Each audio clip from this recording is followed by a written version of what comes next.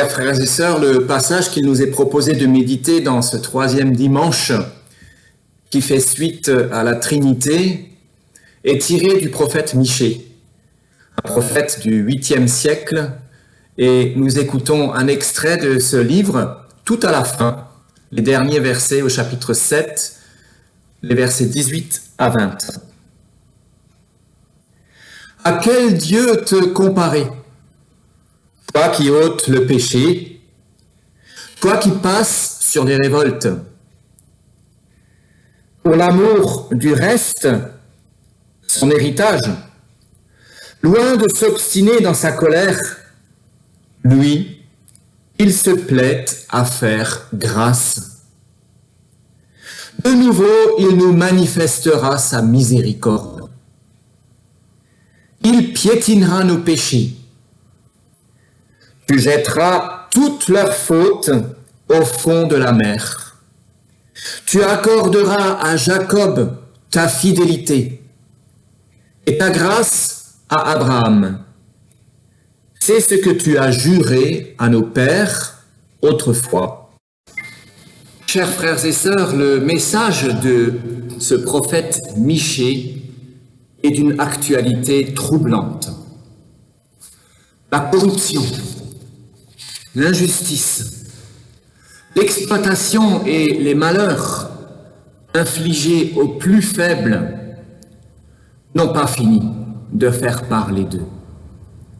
Et le déni devant toutes les catastrophes annoncées pourtant de longue date trouve un écho dans notre attitude contemporaine où nous sommes conscients des enjeux liés à la lutte pour la justice, la paix et la sauvegarde de la création, mais sans faire grand-chose pour autant.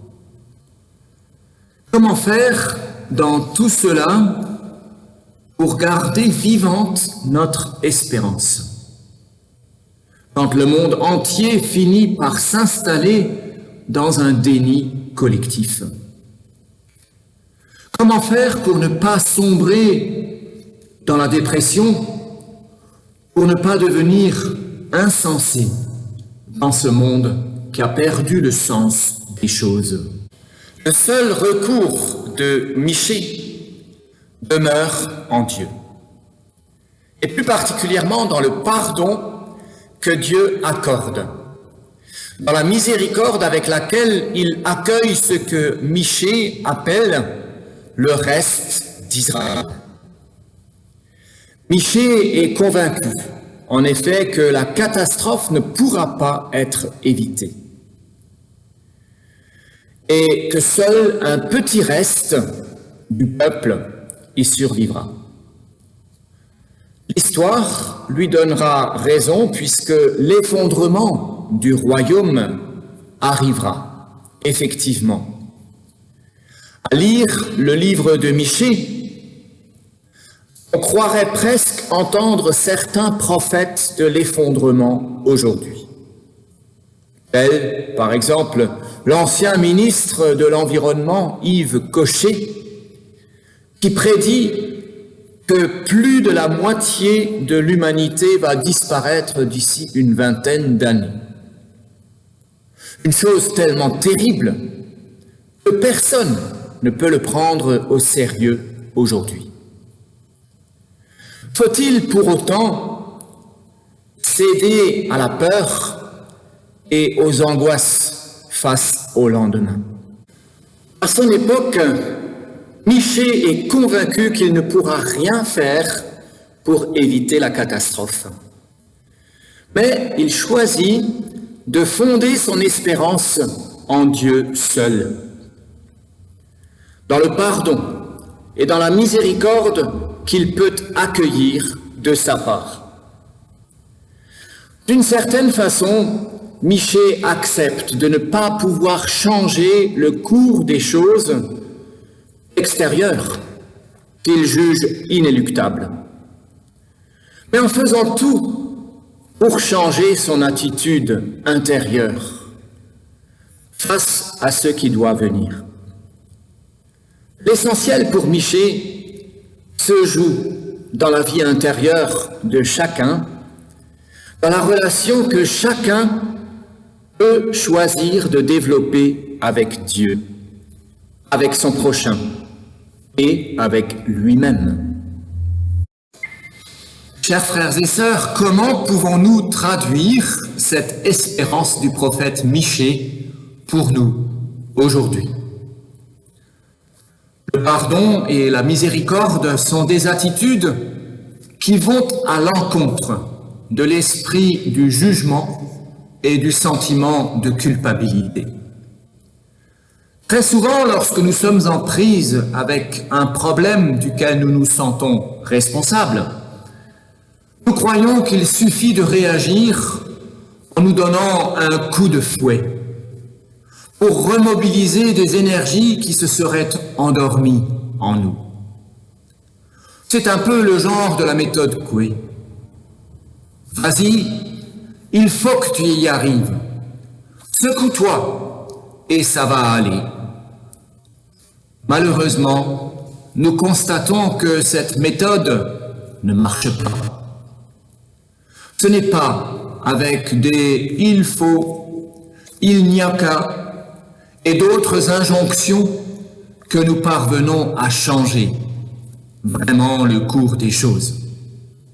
Toute action qui trouve son fondement dans un sentiment de culpabilité, toute action qui voudrait simplement s'inscrire en réaction face à un esprit de reproche est vouée à l'échec dès le départ. Si nous restons enfermés dans la logique de la culpabilité et du reproche, nous tournons en rond. Chercher un coupable face à des maux qui nous frappent est complètement vain. Le vrai moteur d'une action qui peut changer notre vie est le pardon et la miséricorde que nous accorde Dieu lui-même. Pardon et miséricorde sont les moteurs de notre vie intérieure qui permettent à la fois de changer notre vision des choses, qui permettent de nous mettre en route avec des forces qui sont complètement différentes.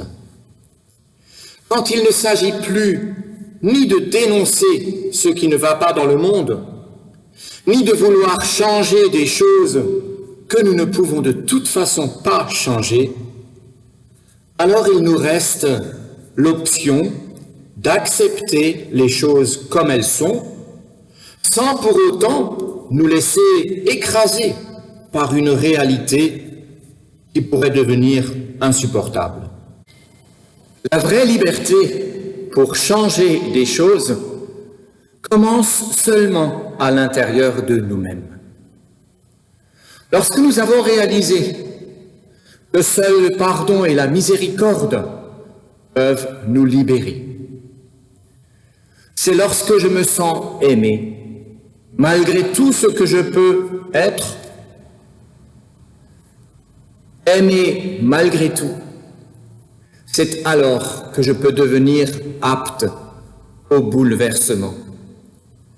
C'est lorsque dans ma vie intérieure, je me sens libéré du devoir stérile et sans effet, que je peux effectivement rester ouvert à l'imprévisible et me rendre disponible pour une action dont je ne maîtrise alors plus les tenants et les aboutissants. Ouvert alors au mystère de Dieu qui peut habiter ma vie, je peux entrer en action selon sa propre volonté, sans avoir la prétention d'accomplir quoi que ce soit en mon nom, mais avec la conscience que Dieu peut agir en moi, le vouloir et le faire. Et avec la reconnaissance et la gratitude profonde d'être qui je suis, là où je suis, et avec tous ceux que Dieu lui-même place sur mon chemin. en toute humilité. Je peux alors entrer en action, petit à petit, en commençant toujours par moi-même. Je peux alors avancer pas à pas en partant à la rencontre de l'autre, là où il se trouve, et pour entrer en relation avec lui, là où il est et comme il est. C'est guidé par l'esprit de pardon que je peux alors prier aussi. Seigneur, apprends-moi à accepter tout ce que je ne peux pas changer. Donne-moi le courage et la force de changer ce que je peux changer. Et donne-moi aussi le discernement pour pouvoir distinguer entre les deux. Amen.